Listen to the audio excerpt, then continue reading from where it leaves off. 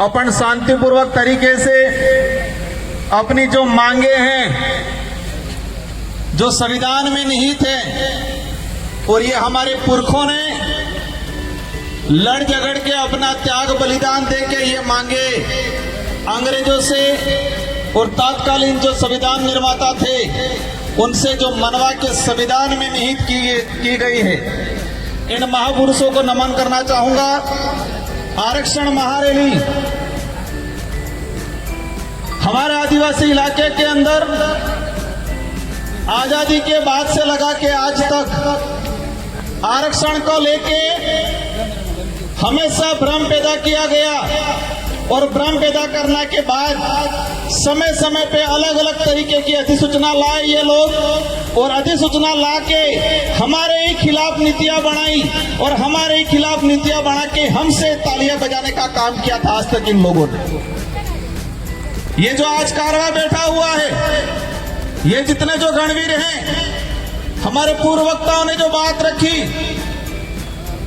एक 2013 की अधिसूचना सबके जबान पे है, सबके दिमाग में है। और जब 2013 की अधिसूचना जारी की अनुसूचित क्षेत्र के अंदर आरक्षण व्यवस्था को लेके, तो हमारे लोगों को बताया गया कि आपके फायदे के लिए है, आपके बच्चे इससे नौकरी लगेंगे, और हमारे पढ़े लिखे तो ठीक है, लेकिन बेचारे हमारे कभी स्कूल नहीं गए, वो माँ बाप खुश हो गए कि अच्छी अधिसूचना आई है, हमारे लड़के कांस्टेबल बनेंगे, हमारे लड़के आरएस बनेंगे, हमारे लड़के डॉक्टर बनेंगे। लेकिन 2013 की अधिसूचना ऐसी थी, 2013 से लगा के आज 2025 हो गया, और इतने सालों के अंदर मैंने हर भर्ती का डाटा निकाल रखा है, लेकिन समय अभाव की बात करें तो मैं 1 या 2 भर्तियों का उदाहरण बता पाऊंगा। अब इन लोगों ने कहा सबसे पहले हम पुलिस भर्ती को ही ले लें, क्योंकि पुलिस भर्ती को इसलिए लेते हैं कि हमारे इस समाज सर्टिफिकेट लगा के पुलिस कर्मचारी अधिकारी बनते हैं, और बनने के बाद अपने आप को 30 मार का समझते हैं, और हमारे गरीब भाइयों को अंदर जेल में डालने का काम करते हैं। सब नहीं करते हैं, कुछ लोग करते हैं। कुछ लोग उस सर्टिफिकेट का कर्ज भी उतारना जानते हैं। साथियों, पुलिस भर्ती की अगर बात करें, पिछले 2013 से लगा के 2013 की भर्ती अनुसूचित क्षेत्र के अंदर 939 पद आए, और हमें मिलने चाहिए थे जो अधिसूचना जो कह रही है 45%, 5%, 50%, उस आधार पे हमें मिलने चाहिए थे 423 पद, और मिले कितने? 414 पद। दूसरी ओर इस अधिसूचना में कहा गया कि 50% ऑनर आरक्षित, उसमें किसी भी वर्ग का पात्र अभ्यर्थी उसमें जा सकता है। लेकिन हुआ क्या?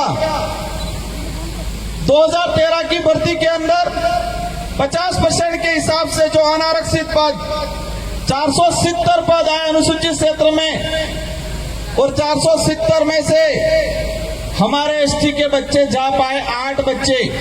और वही जब उनकी पदोन्नति हुई, जो एसटी के और एससी के बच्चे ओपन कैटेगरी में गए थे, एसटी के गए थे 8 और एससी के गए थे 5, लेकिन इनका कांस्टेबल से हेड कांस्टेबल में पदोन्नति हुई। तो जब पदोन्नति हुई तो उनकी पदोन्नति उस सामान्य कोटे से ना होकर एसटी कोटे के अंदर ही की गई।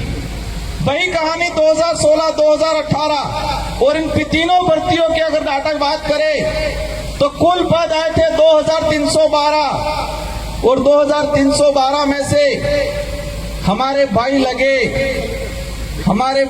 828, और जो 75% आदिवासी बाहुल्य क्षेत्र है और वहां पर 828, और बाकी जो 50% अनारक्षित की बात करें उसमें 1359 बच्चे दूसरे लगे। एक बाप के अगर 4 बच्चे हो और 4 बच्चे में किसी एक बच्चे के साथ अन्याय होता है तो उसका भी अधिकार बनता है कि मेरे साथ अन्याय क्यों हुआ। यहाँ तो शेड्यूल एरिया है, 5वीं अनुसूचित संवैधानिक प्रावधान है 244(1) के तहत, उसमें यहाँ पर विशेष अधिकार हमको दिया गया है और उल्टा हमारे ही साथ अन्याय किया गया।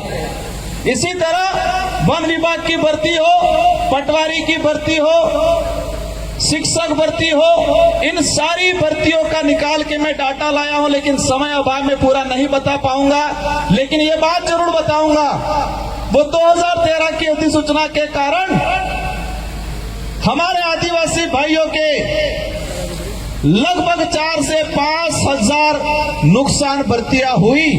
4 से 5 हजार हमारे भाई नौकरी लगते। अब समझ लो इतने भाई नौकरी लगते अलग अलग विभागों में।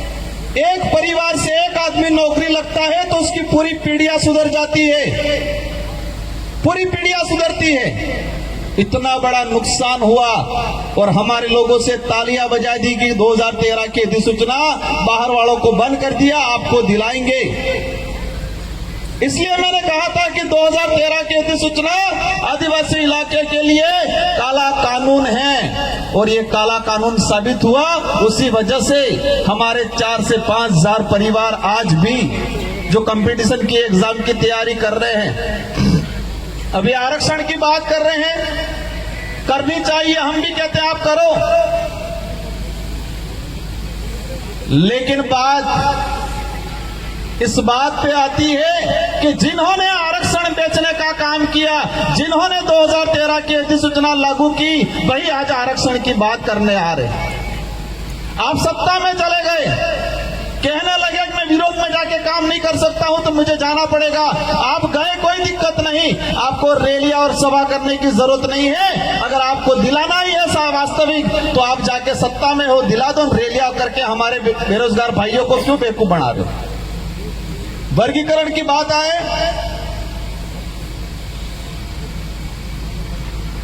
सुप्रीम कोर्ट का जजमेंट आया, हरियाणा का एक मामला था एससी समुदाय से, और सुप्रीम कोर्ट ने एसटी एससी दोनों के लिए थोप दिया गया कि वर्गीकरण करेंगे। और हमारे भोले भाले भाइयों को फिर गुमराह करना शुरू कर दिया, कह दिया कि मीणा को अब नहीं मिलेगा, अब भीलों को मिलेगा। उधर इलाके में कह रहे अब तुमको नहीं मिलेगा, अब सहारिया को मिलेगा। फिर कह रहे इनको नहीं मिलेगा, अब घराचियों को मिलेगा। उपवर्गीकरण करना है और उपवर्गीकरण राजस्थान के अंदर है। राजस्थान के अंदर उपवर्गीकरण सहरिया बारा के अंदर एक ही जिले में एसटी को 2 भागों में डिवाइडेशन करके रिजर्वेशन दिया जा रहा है।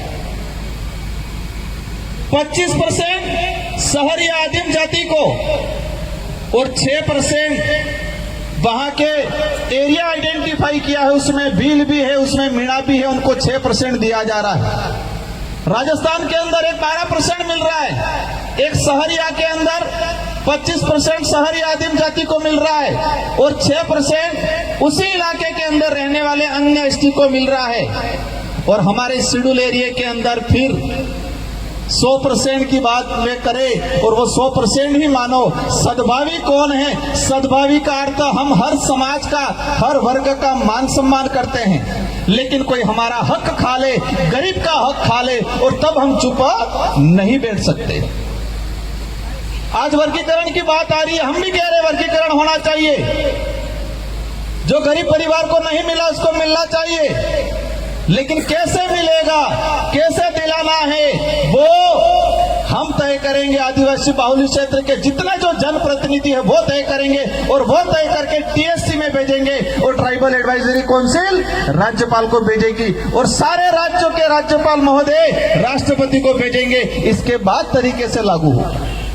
अगर वर्गीकरण करना है, रेगिस्तान इलाके के भाई बहन कर रहे, डिटेल्स दे दो क्षेत्रीय आधार पे, अनुसूचित क्षेत्र में क्षेत्रीय आधार पे दे दो, और शहरिया हमारा हाड़ोती वाला इलाका और फिर गैर अनुसूचित क्षेत्र वर्गीकरण करना है, क्षेत्रीय आधार पे कर दो तो कोई समस्या भी नहीं आएगी, न कोई लड़ाई होगी, न जातियों में बांटा जाएगा।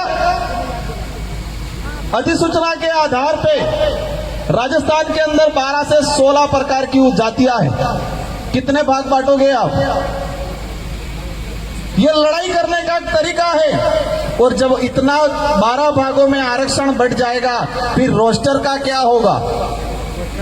क्या होगा रोस्टर प्रणाली का? अब हमारे जो गरीब भाई आए उनको बेचारों को पता नहीं रोस्टर क्या होगा।